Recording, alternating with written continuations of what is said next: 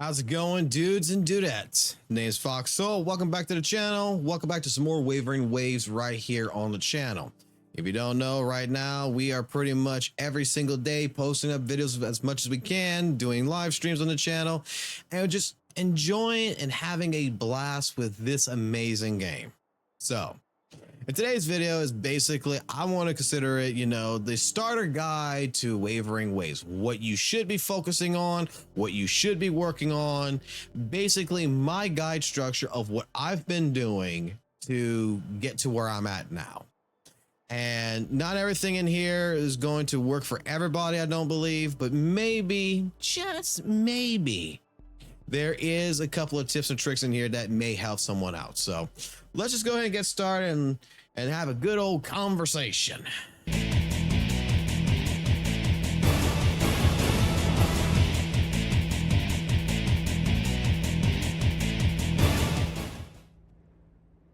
Boom. All right, so like I said, we're gonna have a good old conversation because I've been playing Wavering Waves since the day it came out, and we've been no-lifing the shit out of this. I've made a lot of mistakes in this game, I'm not gonna lie, and we've been also doing a lot of different things in here that I've realized could have been done better. And before anyone goes ahead and basically questions me on this, like, yo man, like, who the fuck are you to tell me how to play this game? Because some people think my math is wrong, everything that I'm doing does not add up correctly. Well, let me put it this way to you. I am pay to win, number one, but that doesn't really matter in this regards. Number two, we are level 46 union level, and we are going into level 47 when the reset happens here shortly, as well as I am a person that has taken the time to 100% do a complete completion of the entire map, as you can see. So I kind of believe that I do have some justification to express, what I believe are some things that people should be looking for, should be doing and looking at, rather than probably what they're doing now. And if for some people out there that I know of that I've talked to that is going to be starting Wavering Waves, this video is particularly mainly for them to be like, hey, look, you're starting this game. This is what we're going to be. This is what you should be focusing your attention on, rather than all this other goo, I guess you want to say, all these little doohickeys, all these other things. Don't worry about some stuff and let's worry about this. And the first and foremost is that what you should be focusing on when you first play this game, you shouldn't be worried about echoes. You shouldn't be worried about materials. You shouldn't be worried about exploring just yet. You should be worried about doing the entire story mode. At least get through basically to tutorial level when the game lets you start exploring. All right. Once the game lets you start exploring and traveling around and doing your own thing at your own pace, guess what? This is where we should go ahead and get a complete idea and layout of the land. And what I mean by that is that when you get started and you're out the tutorial, you should be exploring all the way south, all the way east, west, up north, and you should be looking for every single one of these beacons and unlocking them, because this allows you to get fast travel. So, and it makes it a lot easier because later on you're going to want to hunt down bosses. Later on you're going to want to hunt down certain materials, and it's a lot easier to go ahead and be able to fast travel to your locations.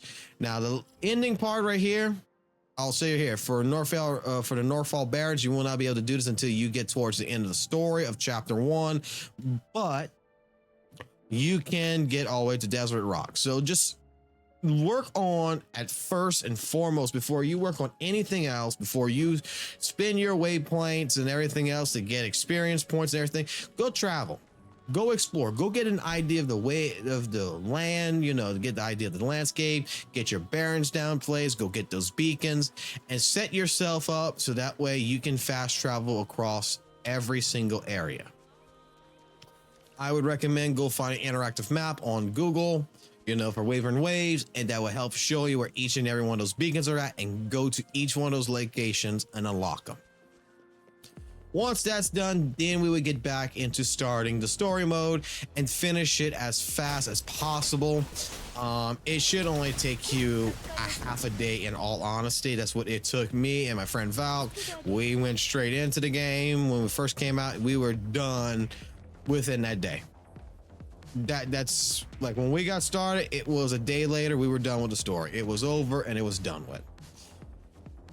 That allows you to go ahead, and after you're done with the story and you're done with everything there, that allows you to actually go ahead and start grinding.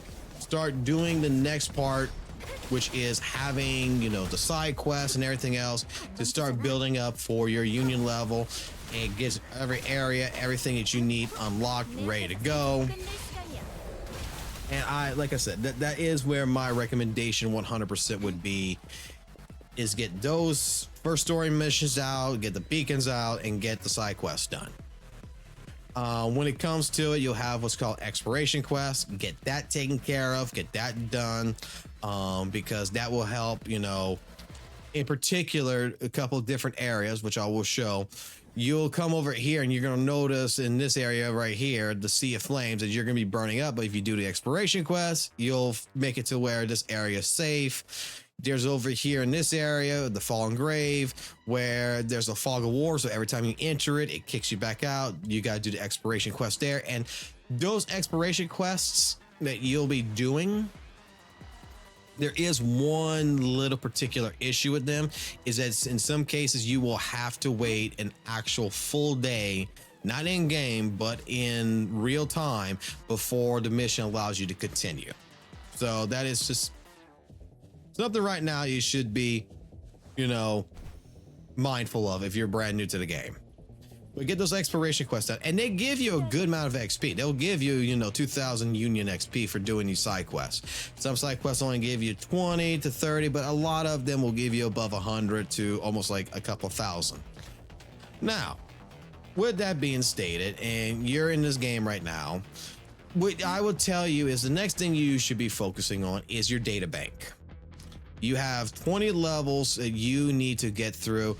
You should be able to get all the way through this with no problem. What you should be doing is you should be hunting echoes.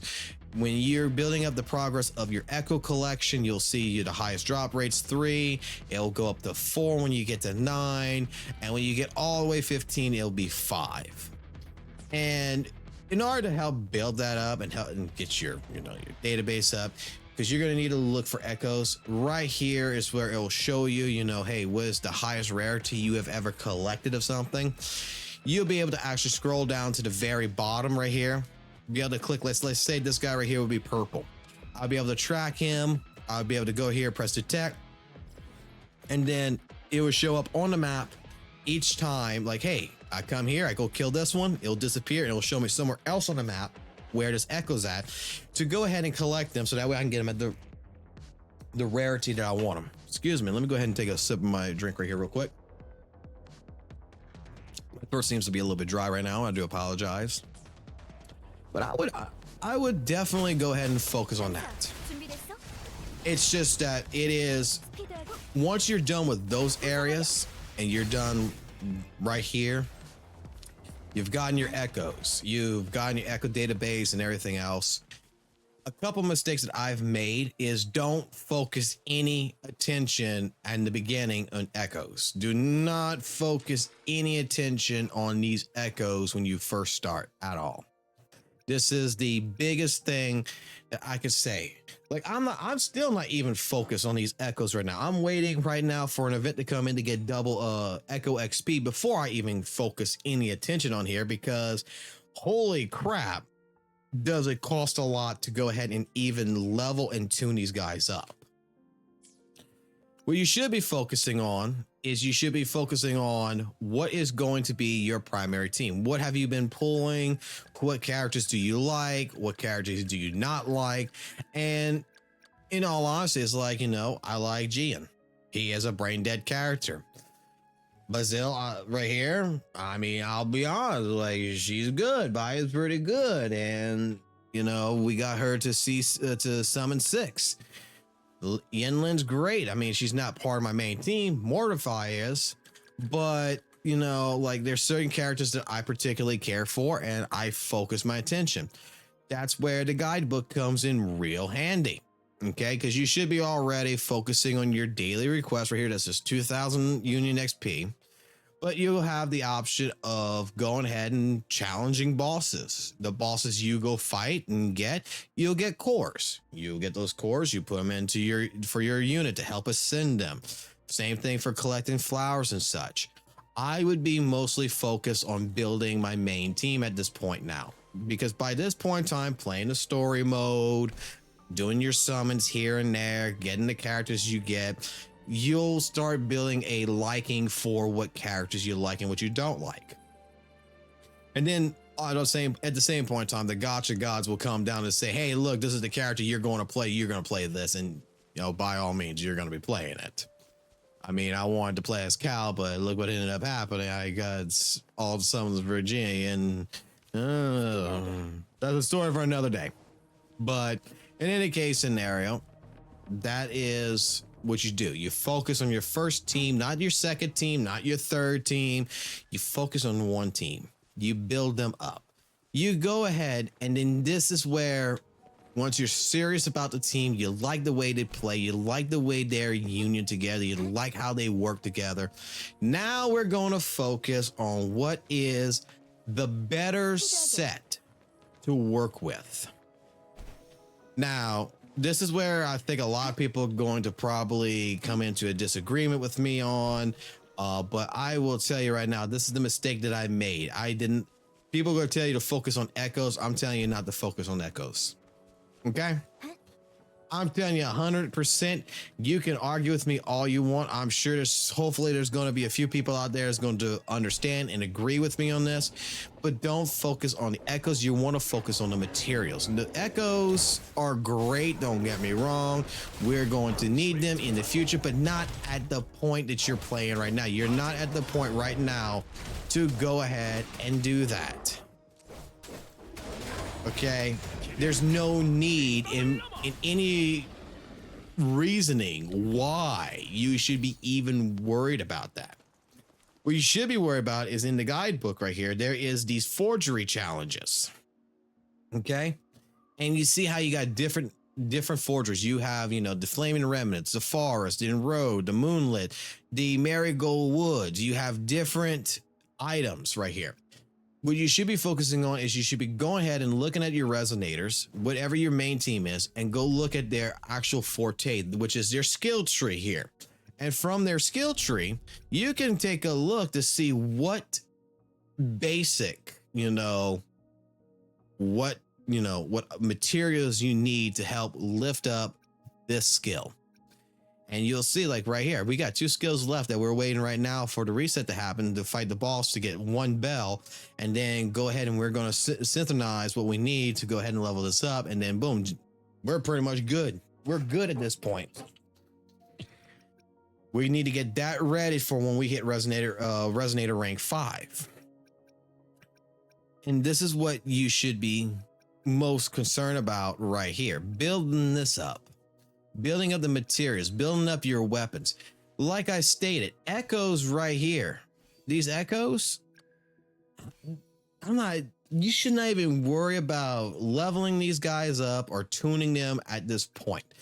Until they're at number 1, level 5, yeah, you can start putting into them. You can start putting into, the bell right here. I could put in like I did 18 and everything. You can start putting in there, start tuning them out. But don't put an emphasis on focusing on that. Don't worry about that particularly. Worry about your skills. Worry about your weapon, You've summoned, you got better weapons. See about upgrading them. Get a little bit more damage out. Build them up. Get the energy regen up. Make it work for you in that regards. That will help you out in the longer run. Because the higher your stats are, the better when you do put those echoes on, you're going to see, a better character in all general. You'll get 300 XP. And this is where, like, the thing about it is that my math, like some people have corrected me, telling me that I am wrong. which, you know, it's not that I'm wrong. It's that I'm saying is that when it comes to your weight plates and everything else, these right here cost 40. These cost 40 weight plates to complete. That means every 4 hours, you can go ahead and do another forgery challenge. When it comes to the crownless here, the bosses and other ones, these are 60. That means every 6 hours, they will, you know, you'll be able to go in and do that. I rather go ahead right now. First and foremost, go do all my bosses and everything else, get as all the cores and everything I need at first. But once my characters are done, I focus all my attention on the materials. Build the materials up, get the character going in that regards.